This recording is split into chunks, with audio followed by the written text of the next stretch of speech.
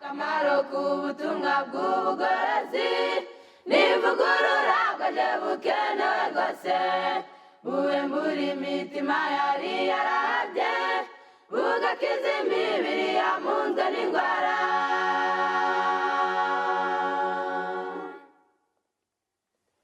Akamaro k'ubutumwa bw'ubugorozi n'ivugurura bwaje bukenewe rwose ivugurura iyo rigeze mu mutima biga ibyaha byari byibasiye umuntu ubwo imibereho igahinduka misha hashingwa umushinga wo kunezeza abandi. Iyo muvugana ni Nzungu Gadi, ndi umuvugabutumwa w'umugorozi. Reka rero tugiye kuganira, reka dusenge.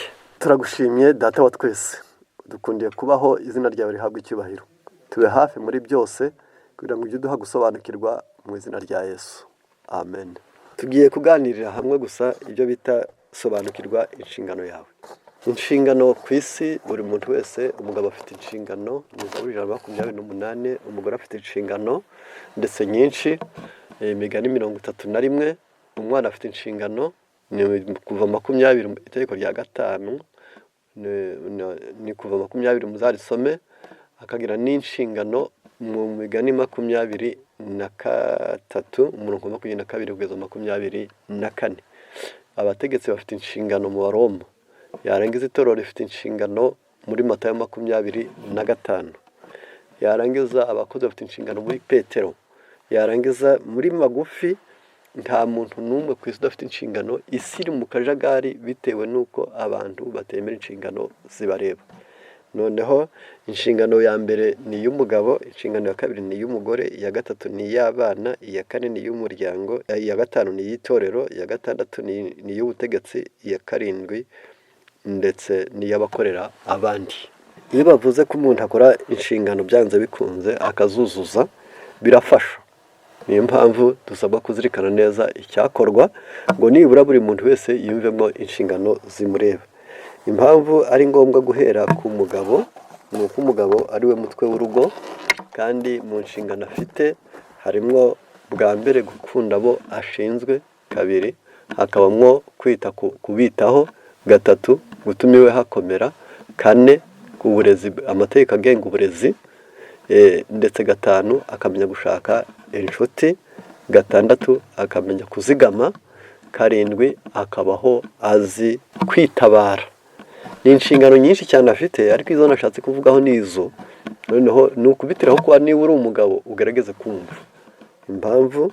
Ni uko hatabayeho impamvu agomba kumenya izo nshingano, akwiriye kuzimenya, kuko kutazimenya niko guteye ikibazo. Abantu benshi cyane bari mu gika gisa naho ari abinanirwe, ahubwo bakumva ko ibyo batakwikorera bakeneye ngo abandi babibakorere. Ntabwo byashoboka. Niyo mpamvu bakoresheje ku mugabo bamuvuzeho, bakoresheje iri jambo ryo bita urukundo mu rugo, 216 y'igitabo cyitwa Intekerezo, imico n'ubumuntu, cya mbere 216 haranditse hagira hati, urukundo dukundana ni imbuto y'isano tugirana n'Imana. Bivuga ngo umuntu ufitanye isano n'Imana, gukunda abandi biramworohera. Uwo yacitse arangiriza aca intege, aragorana. Niyo mpamvu tugomba kumenya neza ko gukundana biva ku Mana. Turi abagize umuryango umwe kandi turakundana kuko Imana yadukunze. Bigereranijwe n'urwo rukundo nyakuri rwejejwe kandi rwatojwe, urugwiro rw'abisi rw'amajeju n'ubucuti bw'akakabyo budafite ubusobanuro ni nk'umurama n'ingano. Ukunda nk'uko Yesu yakundaga bisobanuye kutikanyiza no kwiyanga igihe cyose n'ahantu hose, binyuze mu magambo no mu ndoro yuje ubugiraneza. Bigaragara neza ko mu gukunda harimo ijambo bavuze ngo gukunda kuko Yesu yakundaga, bisobanuye kutikanyiza no kwiyanga igihe cyose n'ahantu hose, binyuze mu magambo no mu ndoro yuje ubugiraneza. Urukundo nyakuri ni imico myiza y'agaciro ikomoka mu ijuru, kandi impumuro yarwo igenda yiyongera uko rurushaho gukwirakwizwa ku bandi. Rero umugabo niwe wabwiwe kugira urukundo nk'urwa Yesu. Muri Efeso 5 aravuze ngo bagabo mukunda abagore banyu kuko Kristo yakunze itorero. Ntabwo yarikunze ari ryiza, yarikunze ari rinyantege nke rihuriyemo n'ababi, abanyabyaha ari benshi, ariko aranarikunda aranaryitangira. Umugabo rero ntakwiriye gukunda ingeso nziza gusa, ahubwo akwiriye gukunda abo ashinzwe, akamenya neza ngo uyu nashatse agomba kumbona, nkamubera inyunganizi, nkamubera ihumure, nkamubera umutabazi, nkamubera umujyanama, kandi nkamubera n'ingabo yo kumukingira ibintu byinshi cyane byo mu buzima adakwiriye gukora. Ni bibi kuguzanya n'uwo washatse ngo nawe namere nk'aho kandi ahatari umugabo.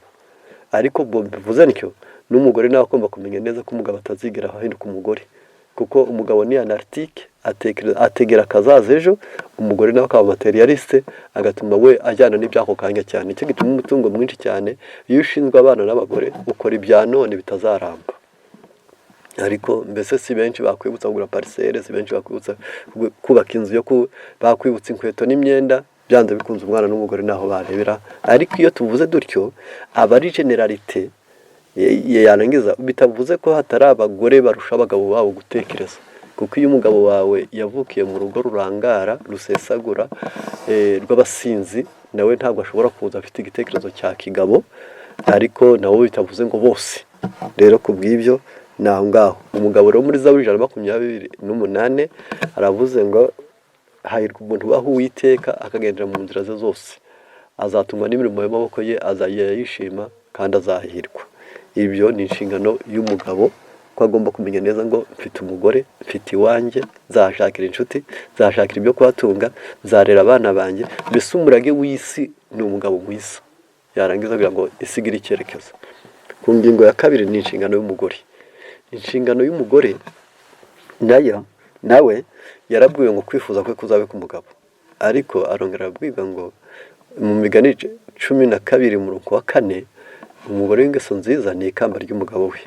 Ariko ntabwo aba yicara wo gusiga inzara gusa no gusokoza imisatsi gusa, si no kwicara mu ntebe nziza, so gukomanda abategetsi nk'umutegetsi w'umunyagitugu gusa ari kuyobora abakozi, ahubwo baravuze ngo abyuka kare kare butaracya, ni Migani 3:1, akagaburira abo mu rugo rwe. Akwiriye kumenya ko igikoma gihari, akamenya ko imboga zabonetse, akamenya ko imbuto ziri bubanze, akamenya ko ikibisi gikwiriye, akamenya ko isahani yoze neza. Mbese byose ntabiterera abandi, ahubwo akamenya ko abireba, ko bimureba. Niyo mpamvu iyo agize ingeso nziza aravuze ngo agira n'imyuga, aboha ibisuna, niko atubwira, atabara abasumbye amaboko. Niyo mpamvu avuze ngo ati abakene akabatiza, ndishyi n'abakene akabitiza amaboko. Ubw'ibyo iyo niyo nshingano ye. Yarangiza nawe ibyo mu rugo bigira akamaro ari uko abigizemo uruhare. Ni ukuvuga ngo kugira ngo umugabo anezererwe, abana bahage kandi bashira inyota, umushyitsi ahishimire, umuturanyi yishime, binasaba ko umugore aba yasohoje inshingano zimureba. Abana, inshingano z'abana ni Imigani 23. Abana bagira ingorane ikomeye cyane yo gusuzugura ababyeyi bamaze gusaza. Ndetse mu gitabo cyitwa Les Adolescents et leurs Parents haratubwira ngo abamaze kuba ingimbi bo ndetse n'abangavu, puberté na iyo bita adolescence, iyo bimaze kwinjira mu bwenge bwabo ngo bibwira yuko umutegetsi mwiza ari urungano, kandi ko ubuzima bwiza ari kudakora. Yarangiza bakumva ngo umuntu utagira ubwenge ku isi ari abamubyaye, bigatuma kuri we yumva byanze bikunze aguwe nabi iyo ari muhira, aguwe neza iyo ari mu rungano. Yarangiza akumva avunitse iyo ari gukora. Birakwiriye ko abana bakwiriye kwirinda guhinyura ababyeyi bageze mu zabukuru. Wowe wubahe so no nyoko kugira ngo uramire mu gihugu cy'Uwiteka Imana yawe. Burya kubaha gutera kurama, cyane cyane iyo uhereye mu kubaha ababyeyi, ukumva inama zabo n'imigabo n'imigambi yawe, ukabafasha kandi ukabunganira. Ubisoma mu gitabo cyitwa Twebwe n'Abana Bacu, mu kigo kitubwira ngo wa mwana yakuze, mu ngingo ya 6 yabyo bivuze ko umwana ufatanya n'ababyeyi akavuga ko asohotse, akavuga ko igihe ari bugarukire, akavuga ko agarutse. Yarangiza ngo kandi agakora inshingano ye, nubwo yaba ari muto akakora ingana nawe, ngo bituma mu muryango ubufatanye bw'uko umuntu wese yuzuye inshingano imureba aranezererwa. Umugabo yakoze, umugore yakoze, n'umwana yakoze, kandi buri wese yakoze aho ashoboye n'aho ashinzwe. Yarangiza bituma uyu mwana gusohoza inshingano biba byiza. Umuryango nawo ufite inshingano. Nuko gusohoza inshingano hari ukuntu abantu bajya babaho, ariko ntibamenye ko inshingano z'umuryango ziriho. rero umuryango ntabwo upfuye kubaho. Bwa bufatanye baranditse mu gitabo cyitwa umurimo w'ubuvuzi paje 296 na gatanu, la restauration et le développement de l'humanité commence par la famille. Ubundi kuvugurura no kuzamura inyoko muntu ukwiriye guhera mu muryango. Mu muryango nuhirukana ibinyoma, mu muryango ntibabeshye, mu muryango ntibasuzugure, mu muryango ntibabanebwe, mu muryango ntibabajura, mu muryango hakabaho abantu batinyutse b'abanyamwete kandi batitinya. Ni ibintu bine: be kwiba, be kubeshya, be kuba banebwe kandi bitinyuke.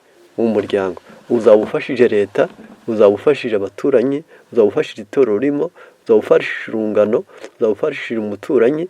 Mbese muri magufi, kuvugurura kwiza ni uguhera mu muryango. Igihe umuryango utaravugururwa, itorero ntirivugururwe. Umuryango utaravugururwa, igihugu ntikivugururwe. Umuryango utaravugururwa, urungano ntiruvugururwe. Umuryango utaravugururwa, nta mahoro mu baturanyi. Umuryango utaravugururwa, nta nshuti nziza zabaho. Niyo mpamvu aho ntari buhatinde.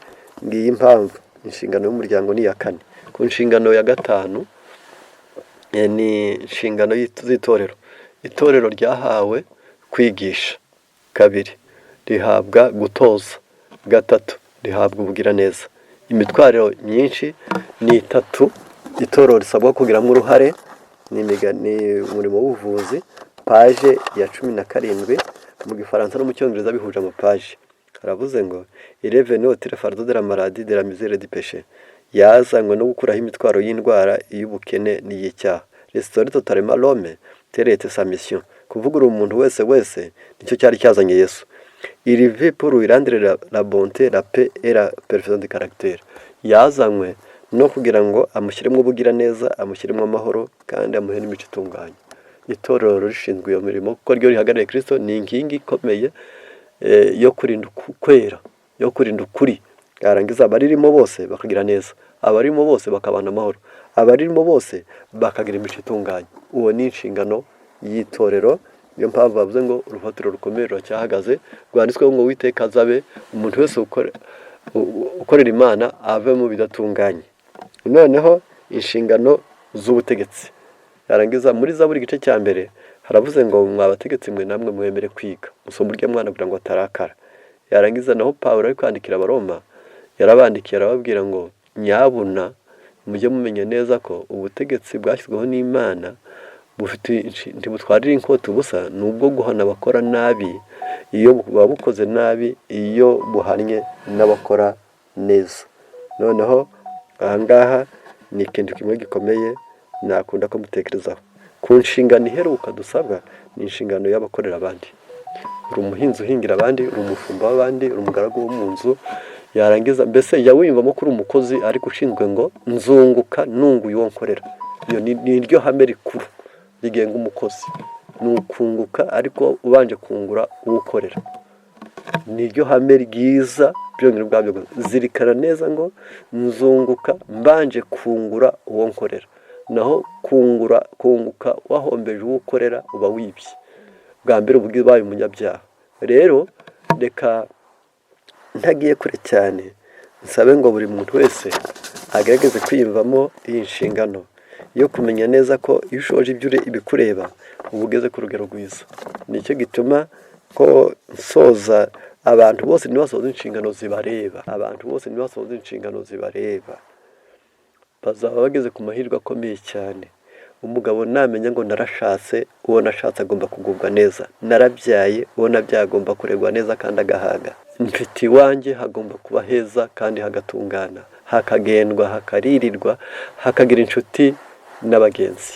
Yarangiza abageze neza. Umugore nawe navuga ati ndi inyunganizi y'umugabo wanjye, agomba guhaga, akaryama kare, akagira amahoro, kamubikira, kamuzigamira umwana wanjye, kamutoza ibyiza. Abana na bati yarambyaye, ndashaka ngo azavuze impundu ku bwanjye, amererwe neza, agubwe neza. Kumbyara bizeye kuba umutwaro w'umuntu gusa, ahubwo nzamuha uruhuri mu buzima. Maze abambyaye bose bazavuza impundu. Icyo nicyo cyavuzwe mu migani. Itorero rigomba kumenya neza ko rikwiriye kuzatuza ari uko abizera baryo baguwe neza, ari uko abizera baryo bumvikana, ari uko abizera baryo bunze ubumwe, ari uko abizera baryo buzuzanya, ari uko abizera baryo bashyira hamwe, ari uko abizera baryo bihanganirana, ari uko abizera baryo badahora mu manza. Iryo torero rikwiriye kuzareba ko ryasohoje inshingano, rifite abizera beza. Ni itorero ry'imfura ry'abana b'imfura banditswe mu ijuru. Ni Abaheburayo 12:23.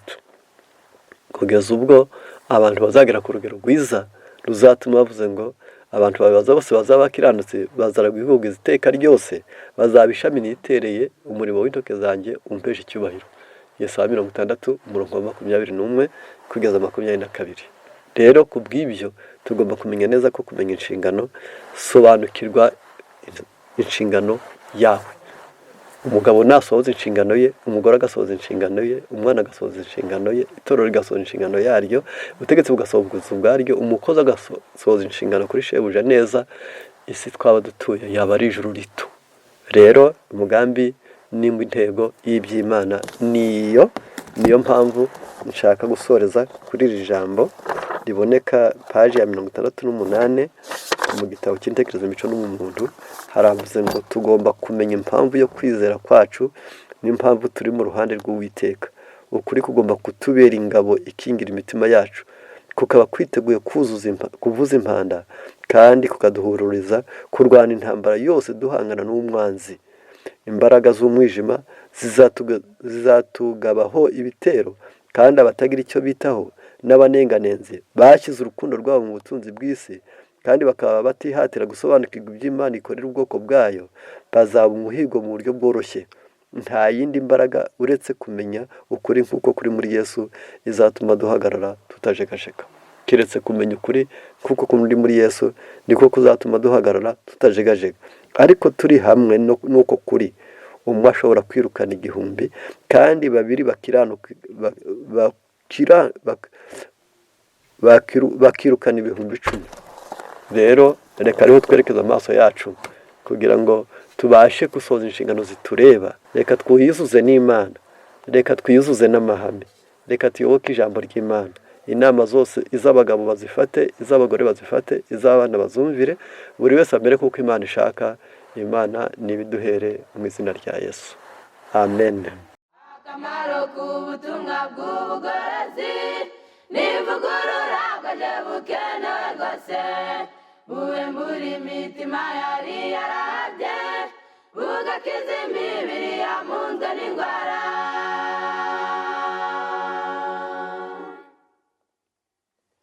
Akamaro k'ubutumwa bw'ubugorozi n'ivugurura bwaje bukenewe rwose, ivugurura iyo rigeze mu mutima, biga ibyaha byari byibasiye umuntu, ubwo imibereho igahinduka misha, hashingwa umushinga wo kunezeza abandi.